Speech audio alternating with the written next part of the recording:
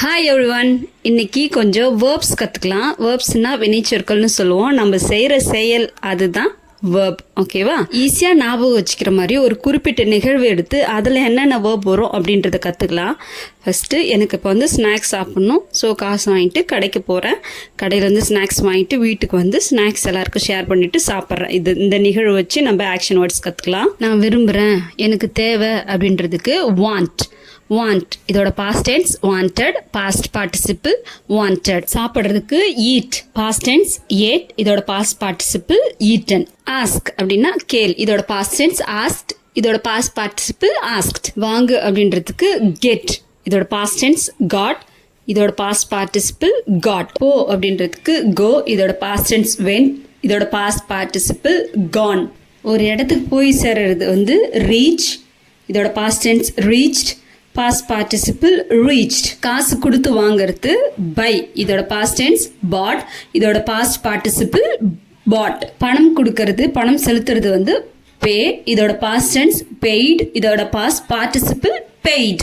திரும்பி அதே இடத்துக்கு வர்றது return, இதோட past tense returned, இதோட past participle returned. opened, இதோட past tense, இதோட past participle opened. அடுத்து உங்களுக்கு கொடுக்கறது give, இதோட past tense gave, இதோட past participle given. மற்றவங்களுக்கு பகிர்ந்து கொடுக்கறது share, இதோட past tense shared, இதோட past participle shared. வேஸ்ட் டஸ்ட்பின்ல தூக்கி போடுறதுக்கு throw, இதோட past tense threw, இதோட past participle thrown. கழுவுறது wash, past tense washed, past participle washed. அடுத்து தொடங்குறது start, past tense started, past participle started. இப்போ இந்த வேர்ட்ஸ்லாம் வச்சு சென்டென்ஸ் மேக் பண்ண கற்றுக்கலாம். அதுக்கு நடுவில் after, then, and, after then, after that, தேனே மானே பொன்மானே அப்படின்ற மாதிரி இந்த சின்ன சின்ன வார்த்தைகளை சேர்த்துக்கணும். இதுக்கு பேர் கன்ஜெக்ஷன். ஆஃப்டர்னா பிறகு, தென்னா பின்னர், அண்டுனா மற்றும், ஆஃப்டர் தென் அப்படின்னா அதன் பின்னர், ஆஃப்டர் தட் அப்படின்னா அதன் பிறகு அப்படின்னு அர்த்தம். Come let's make sentence using these words. உங்களுக்கு ஈஸியாக புரியணும் அப்படின்றதுக்காக சிம்பிள் ப்ரெசண்ட்டில் இந்த சென்டென்ஸ்லாம் மேக் பண்ணியிருக்கேன். I want to eat something, so I ask money to my mother to buy snacks. I get money and I go to shop. After then, I reach the shop.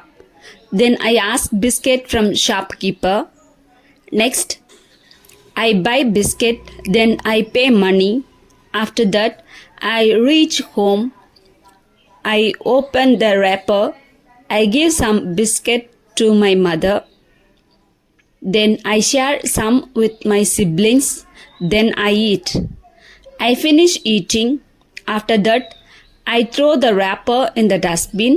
After, I wash my hand. After then, I start studying.